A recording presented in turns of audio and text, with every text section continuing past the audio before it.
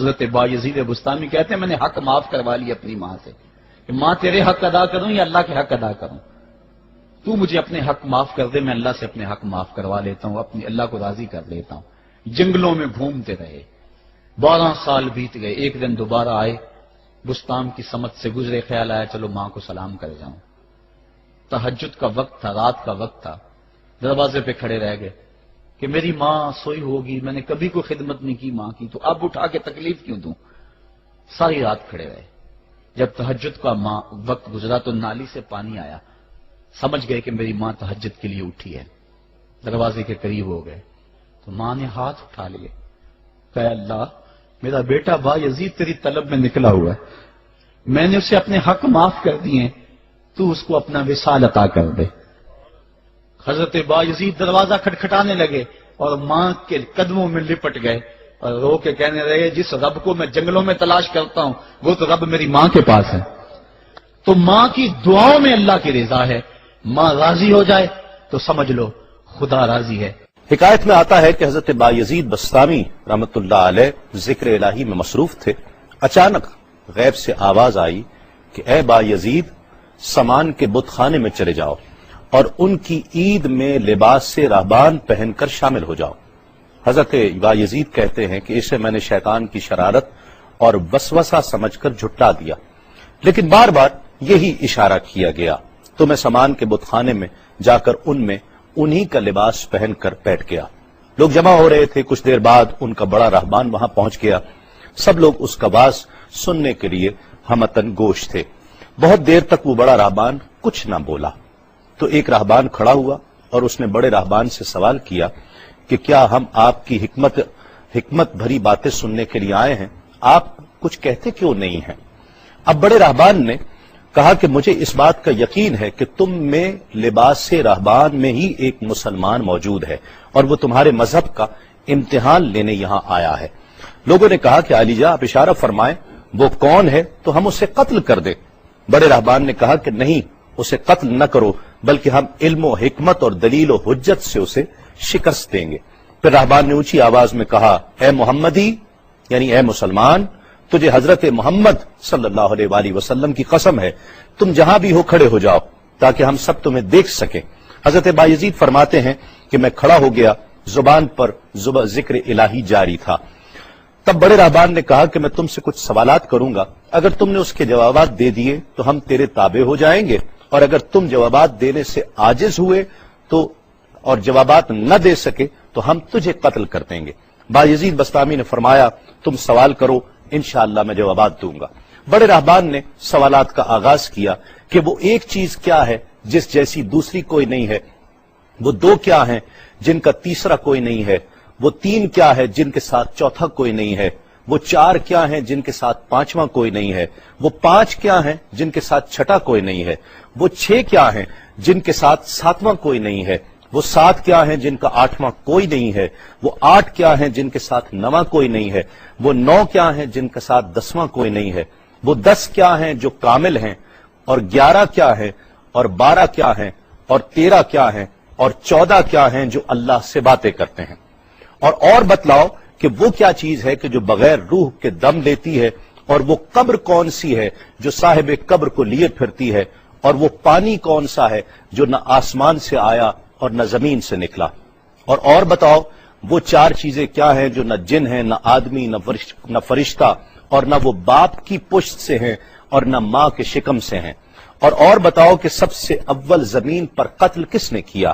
اور بتاؤ التامیہ کیا ہے، اور بتاؤ کہ وہ کون سا درخت ہے جس کی 12 ٹہنیاں ہیں اور ہر ٹہنی میں 30 پتے ہیں اور ہر پتے میں 5 شگوفے ہیں، اور ان میں سے 2 دھوپ کے اندر ہیں اور 3 سائے میں ہیں۔ اور وہ کیا چیز ہے جو بیت الحرام کا حج کرتی ہے مگر اس میں نہ روح ہے اور نہ اس پر حج فرض ہے۔ اور بتاؤ رات کہاں جاتی ہے جب دن نکلتا ہے، اور جب رات ہو جاتی ہے تو دن کہاں چلا جاتا ہے۔ یہ سوالات کر کے راہبان خاموش ہو گیا۔ حضرت بایزید بستامی جو اب تک بڑے سکون اور تأمل کے ساتھ سوال سن رہے تھے، فرمایا سوالات ختم ہوئے یا اور بھی کوئی سوال ہے؟ راہبان نے کہا بس ان سوالات کے جوابات دو۔ حضرت بایزید بستامی فرماتے ہیں کہ اگر میں ان سوالات کے جوابات دے دوں تو کیا رسول اللہ صلی اللہ علیہ وآلہ وسلم پر ایمان لے آؤ گے؟ رہبان نے کہا کہ ہاں، اگر تم ان سوالات کے جوابات دے دو تو ہم سب مسلمان ہو جائیں گے۔ حضرت بایزید بسطامی نے فرمایا تو سنو، وہ ایک کیا ہے جس جیسا دوسرا کوئی نہیں، وہ اللہ رب العزت کی ذات پاک ہے، اور جو دو ہیں تیسرا ان کے ساتھ کوئی نہیں، وہ دن اور رات ہیں، اور جو تین ہیں جن کے ساتھ چوتھا کوئی نہیں، وہ عرش، کرسی اور قلم ہیں، اور جو چار ہیں پانچواں ان کے ساتھ کوئی نہیں، وہ اللہ کی چار کتابیں توریت، زبور، انجیل اور قرآن مجید ہیں، اور جو پانچ ہیں چھٹا ان جیسا کوئی نہیں، وہ مسلمان پر پانچ فرض نمازیں ہیں، اور جو چھ ہیں وہ 6 دن ہیں جن کے لیے ارشاد ہوا وَلَقَدْ خَلَقْنَا السَّمَاوَاتِ وَالْأَرْضِ وَمَا بَيْنَهُمَا فِي 6 أَيَّامٍ، اور 7 جن کے ساتھ 8واں کوئی نہیں، وہ 7 آسمان ہیں، اور جو 8 ہیں جن کے ساتھ 9واں کوئی نہیں،